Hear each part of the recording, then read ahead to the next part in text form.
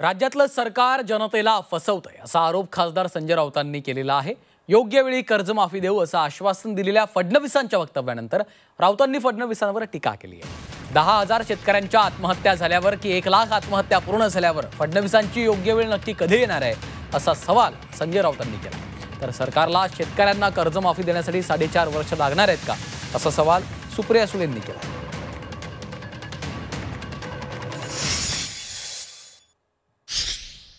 या संदर्भात अतिशय सविस्तर सांगितलेलं आहे। कर्जमाफी कधी करायची या संदर्भातल्या काही त्याचे नियम आहेत, त्या संदर्भात त्याची एक पद्धती आहे। या सरकारने दिलेला एकही शब्द हे सरकार फिरवणार नाही। उचित वेळी योग्य वेळी हा निर्णय देखील राज्य सरकार निश्चितपणे घेईल।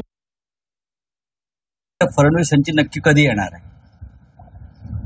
विधानसभा निवडणुकांच्या आधी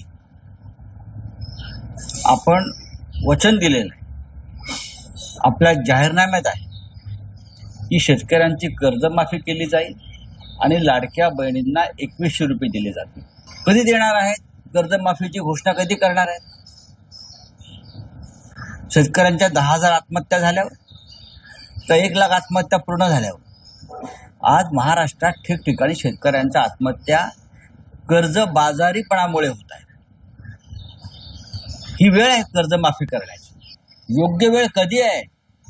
घराघरामधला कर्ता पुरुषाच्या जीवनाचा दिवा विझल्यावर तुम्ही करणार आहात का?